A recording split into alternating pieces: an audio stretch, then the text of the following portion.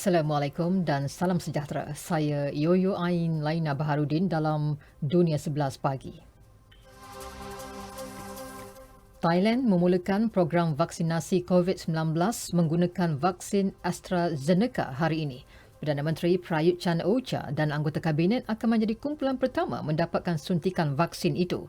Menteri Kesihatan Anutin Shanvirakul berkata, keputusan itu dibuat selepas banyak negara mengesahkan tiada isu darah beku kesan pengambilan vaksin itu.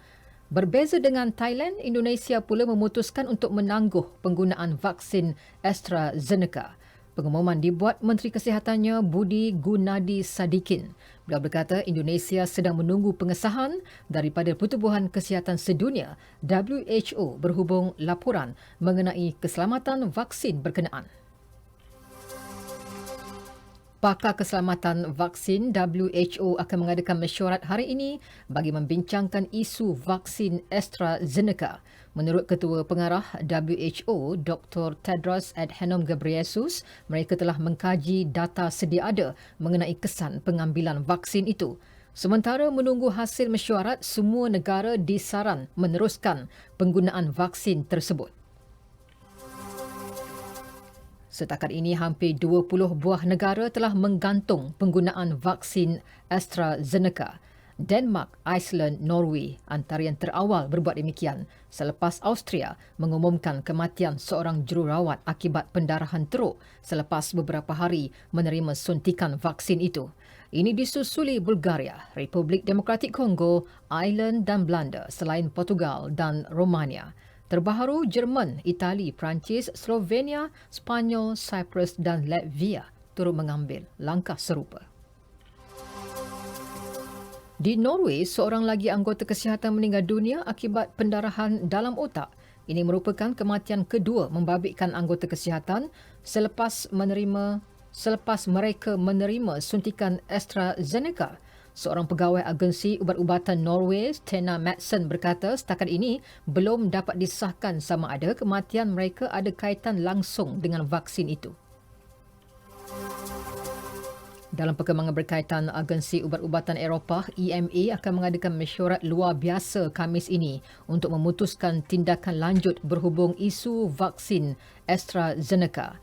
EMA bagaimanapun pada masa ini berpandangan vaksin buatan syarikat Britain Sweden itu masih selamat untuk digunakan.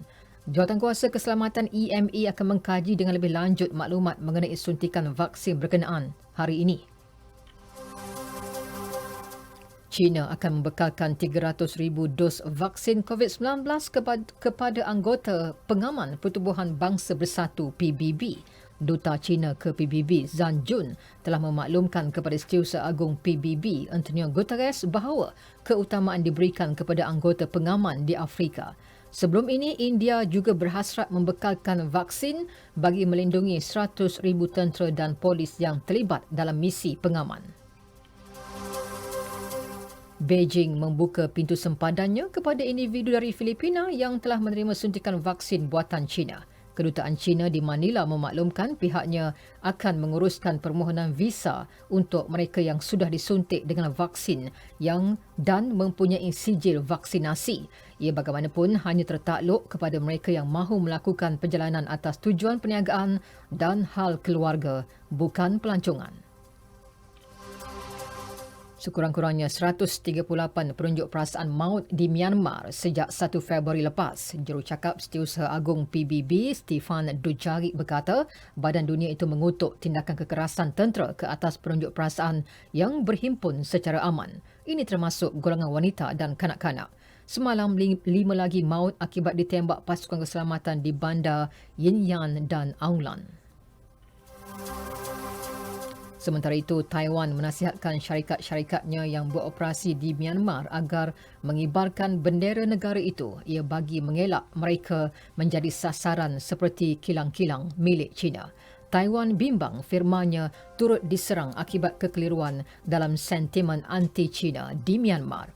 Orang awam di Myanmar percaya China menyebelahi tentera junta. Sekian berita yang disunting oleh Amy Nora Liza Adnan dari Pusat Berita RTM. Sentiasa patuhi SOP. Gagal ikut peraturan boleh dikompaun hingga RM10,000. Assalamualaikum dan salam sejahtera.